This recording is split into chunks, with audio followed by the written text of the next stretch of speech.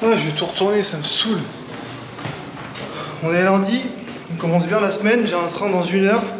Je suis dans une auberge de jeunesse et ils ont eu la meilleure idée du siècle, c'est de fermer la porte d'en bas. Donc je suis enfermé dans l'auberge de jeunesse, il est 6h30, j'ai 1 heure de marche et mon train part dans 1 heure. Ça me... Putain!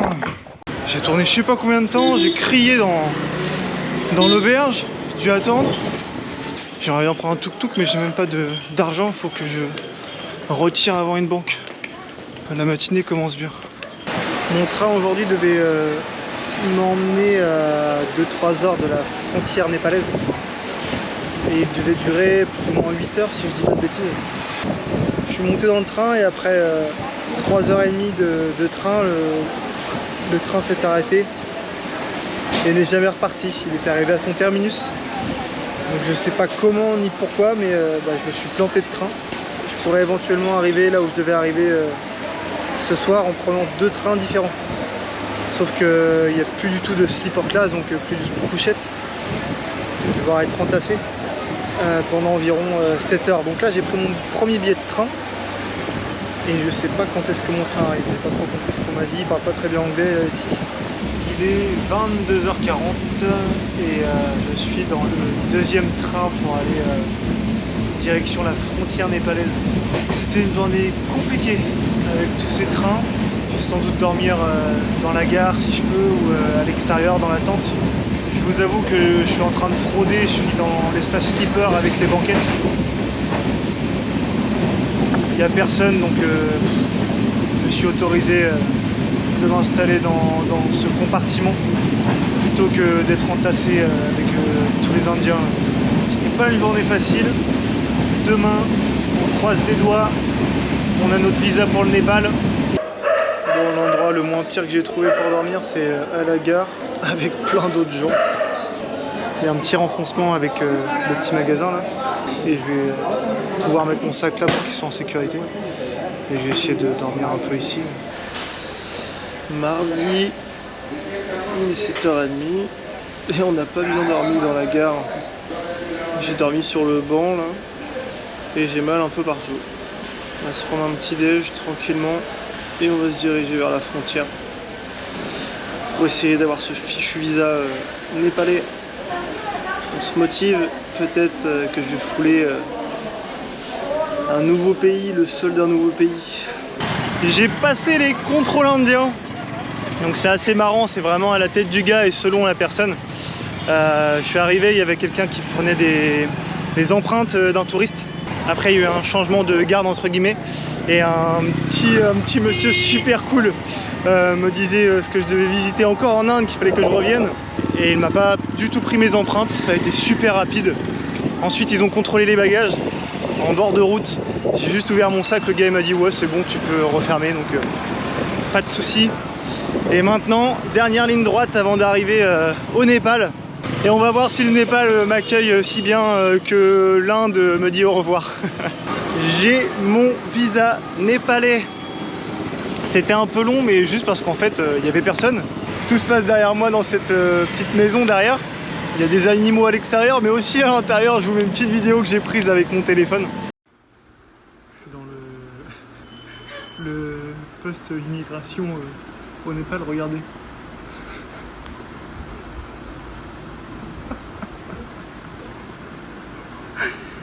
C'est une vieille baraque et ils font les visas ici. Et j'ai payé 30 $ pour 15 jours au Népal. Donc écoutez, c'est parti, l'aventure commence au Népal, let's go.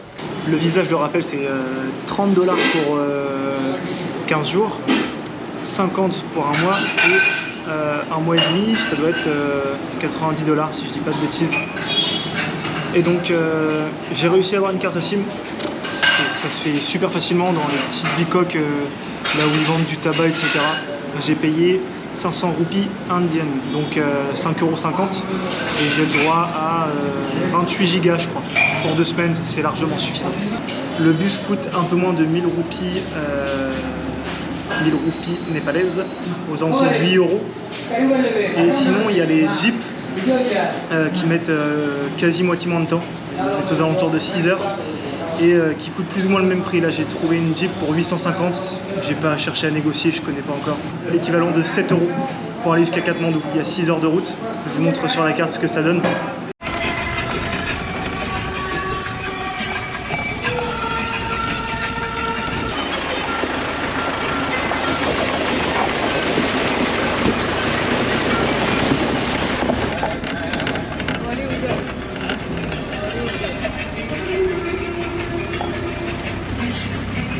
Je suis arrivé à Katmandou au Népal. Vous pouvez pas savoir comment je suis content.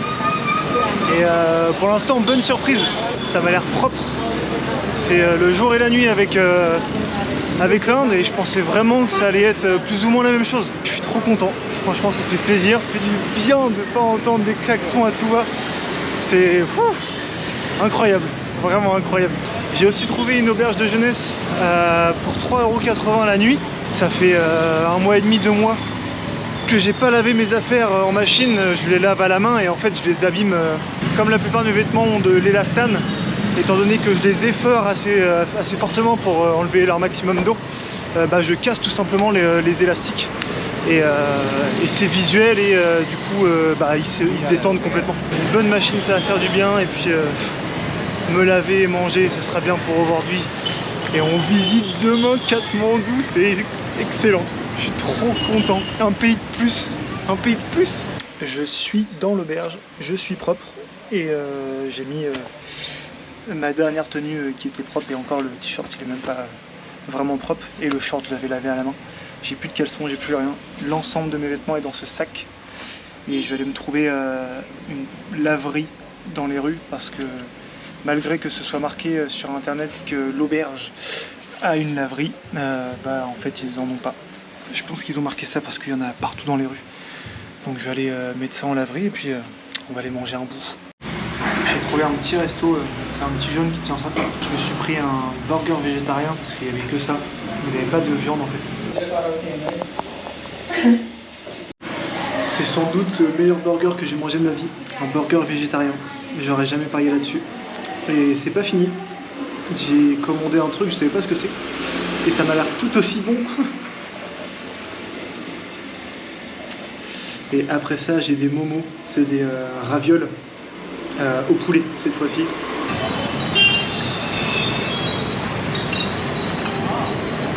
Et on commence la journée par admirer le réseau téléphonique népalais. J'aimerais pas être technicien réseau qui vient installer une ligne téléphonique. Regardez-moi ça. Regardez le type. Ça me fait halluciner.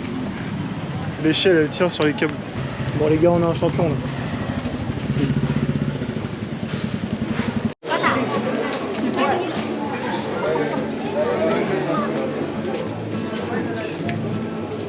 Nous avons derrière nous la plus grande stupa d'Asie. Si on regarde bien, il y a des yeux en fin de compte en haut de cette stupa. Et ce sont les yeux de Bouddha. Cette stupa a été construite en l'an 600 par un roi tibétain. Et donc il y a énormément de Népalais et de Tibétains qui viennent ici pour se recueillir et prier. Sur tout le pourtour de la stupa, on a des rouleaux.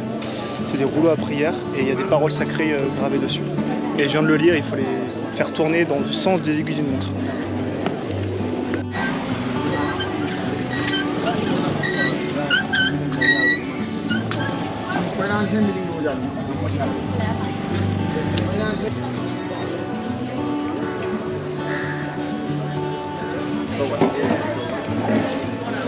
Il y a les yeux de Bouddha aux 4 coins cardinaux pour que Bouddha puisse surveiller son peuple.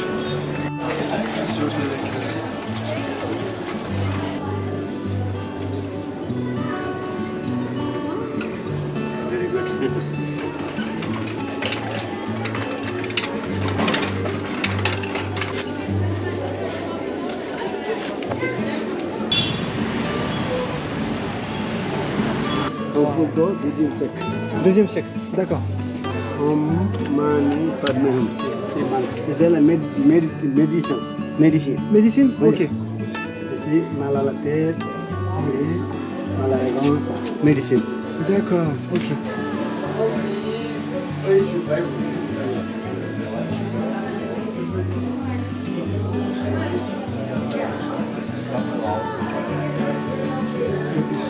des rats.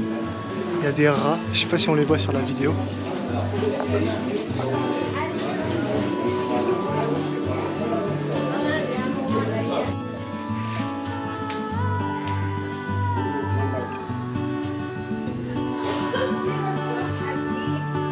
Okay, ready? So this is the exact same reaction happening inside of your body when we do sound healing therapy. See? Okay, wow. No magic though. It's all physics, you know, because see, these type of ball is not a normal ball. These are healing ball, which is actually made of 7 different metals. Your friends also, this is thank you.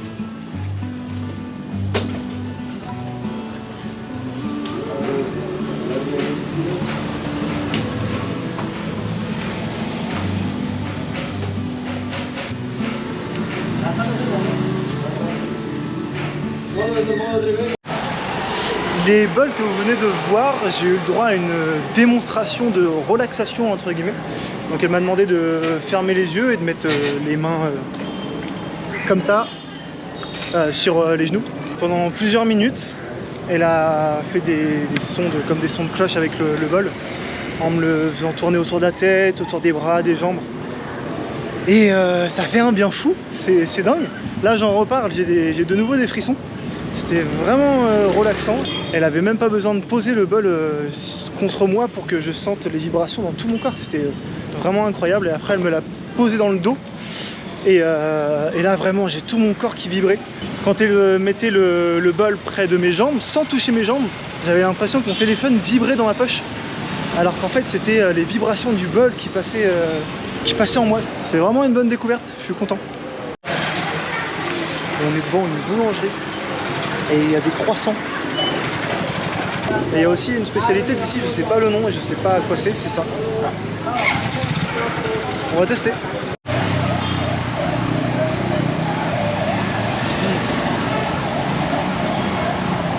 C'est super bon. C'est un roulé hyper moelleux à la cannelle. Et il me l'a fait chauffer avant. Mais c'est pas donné. C'est un peu plus d'1 € pour ça. Je le ferai qu'une fois à mon avis. Parce que vu le budget que je dépasse pas mal avec mes péripéties, je vais pas pouvoir me permettre ça souvent. Mais bon, c'est la spécialité, fallait goûter. Nous sommes jeudi. Aujourd'hui, ça va être rando à gogo pour aller essayer de dormir à la Belle Étoile dans les montagnes. Mais je commence la journée avec un petit problème déjà. Mes chaussures sont déjà mortes. Elles s'éventrent sur le dessus. Et c'est pas ça le plus grave. Le plus grave, c'est à l'intérieur.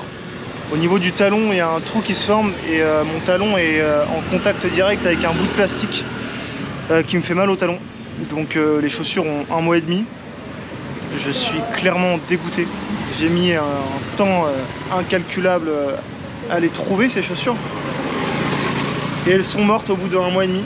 Donc je suis vraiment dégoûté. 4 h moins le quart. Et après avoir pris 2 bus différents, je suis enfin arrivé. La météo, c'est pas trop ça. Ça fait un peu plus d'1 mois que j'ai pas dormi dans ma tente parce que j'avais pas eu l'occasion avec l'Inde et surtout les logements étaient vraiment peu chers, hein. Entre 2,50 € et 5 € la nuit, je pouvais me permettre. Mais là, je voulais dormir dehors, sauf que ça donne pas trop envie. Ma petite idée elle est un peu compromise. Je voulais camper et manger des bons avocats avec des mangues. C'est tout ce que je voulais manger ce soir. Sauf que j'avais pas pensé que dans les montagnes, ils n'avaient pas forcément les mêmes légumes. À Katmandou, ils avaient énormément d'avocats et plein de mangues. Et ici, non. Donc tant pis. Ma chance légendaire. Ça va être compliqué de faire la rando plus camper. Ça, c'est un chemin noté sur Google Maps comme route. La météo, elle est vraiment trop mauvaise. Je pense que je vais pas du tout kiffer dormir sous la pluie, ranger ma tente trempée. C'est toujours un inconvénient que si je peux éviter, j'évite. La nuit dernière, j'ai pas payé l'auberge. Le réceptionniste m'en a compté qu'une seule. Donc c'est peut-être un signe pour que je puisse dormir ce soir au sec. Demain, je rejoins une personne que je connais. Donc ça, c'est cool.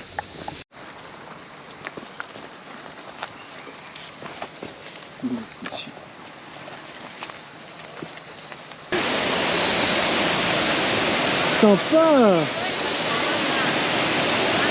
J'ai rejoint mon super pote et sa copine. Et du coup, on a commencé par faire une petite rando pour aller jusqu'à la cascade. Ça fait trop plaisir de le retrouver, c'est un truc de dingue. Cette tête d'imbécile là. Il va sauter. Doucement toi. Il m'a pris pour une chienne. Psh, bah alors.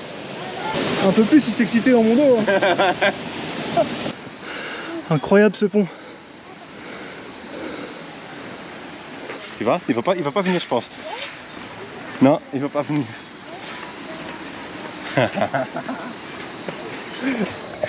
Ça fait 1h30, 2 heures que le chien nous suit et qu'il essaie littéralement de nous sauter dessus, sauf qu'on n'est pas des chiens. Hey. Et là il a peur de passer le pont.